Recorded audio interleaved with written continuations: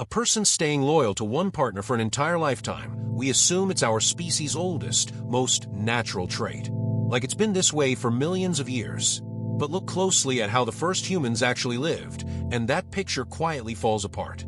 So did our ancestors really belong to just one person? The honest answer sits somewhere between the two extremes everyone wants to believe. And it's stranger than both. This is the story of love and loyalty across 300,000 years of human life. Not imagined, built on what anthropologists actually found in the field. If you're ready, let's begin. In the dry lands of Tanzania live the Hadza people, one of the last full-time hunter-gatherer societies left on Earth. Anthropologist Frank Marlowe lived among them for years. And he noticed something striking. Most people here marry, split up, then marry again. It's called serial monogamy, meaning a person is bonded to just one partner at a time. But not for life. Over a lifetime, they have several partners. One ends, another begins. This isn't one marriage that lasts until death. It's a chain of bonds, each one real, none of them permanent. And here's the interesting part. The Hadza aren't some far-off exception. They may show us our ancestors more clearly than anyone else. So is this just a quirk of a few societies? To measure that, we have a massive data set. Anthropologist George Murdock gathered more than 1,000 societies from across the globe into one giant catalog. It's called the Ethnographic Atlas. The result was startling. The vast majority of recorded societies allowed a man to have more than one wife. So for most of human history, the rule wasn't what we assume is normal today. Lifelong, monogamous loyalty for everyone turns out to be pretty rare. What we consider natural today might be a surprisingly recent invention. And to understand where that invention came from, we need to go back to a time before weddings even existed. In the forests of Paraguay lived the Aché people. For decades, their demographics were recorded one by one. And a very clear pattern emerged. The best hunters fathered the most children. Think about it. No weddings, no rings, no vows. So how did a young man win a partner? With the meat he brought, the skill he showed, the provision he carried into camp. The more accurate a hunter's spear, the more people entered his life. Loyalty wasn't a promise.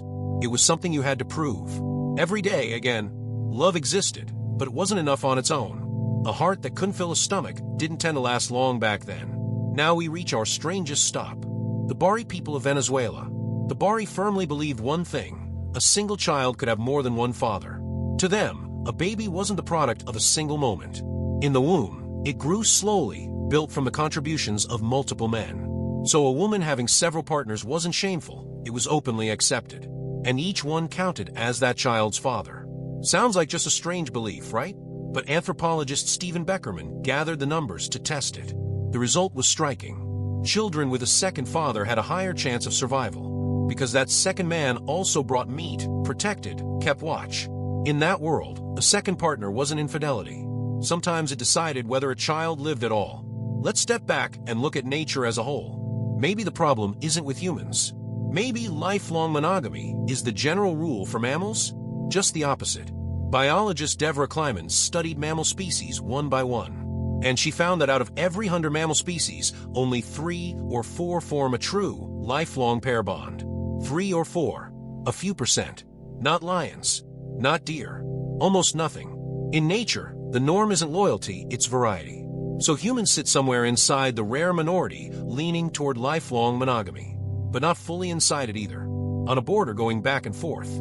So if loyalty is this flexible, why does it hurt so much? Psychologists Daly and Margo Wilson examined murder records from around the world. They looked for what people actually kill each other over. And the same reason came up again and again: sexual jealousy. Cultures changed, weapons changed, eras changed. But that old, dark fire was always there. A partner leaving for someone else triggered one of history's deadliest emotions. In a camp with no walls, the fastest way to die wasn't disease or a predator. More often, it was jealousy. Loyalty was flexible, but never came cheap. So far, we've talked about practicality, calculation, survival. But what about love itself? Is it just a modern fantasy? Anthropologists William Jankowiak and Edward Fischer wondered the same thing. They scanned 166 different cultures from around the world. With one question: does romantic love exist here? The answer was a clear yes in 147 cultures. In songs, elopement stories, forbidden meetings, broken hearts. Two people drawn to each other against all reason. It was almost everywhere. So love isn't a fabrication. It's not a habit we learn later either. It's carved deep inside us. Maybe the shape of our loyalty changed from age to age, but our capacity to fall in love was always ours. So what's left? We can't say humans are born monogamous. We can't say loyalty is entirely a lie either. The truth sits somewhere between those two extremes, in the shade. Our ancestors loved. They grew jealous. They bonded, split, bonded again. To keep their children alive, they clung sometimes to one person, sometimes to more. None of this is a rule for how we should live today.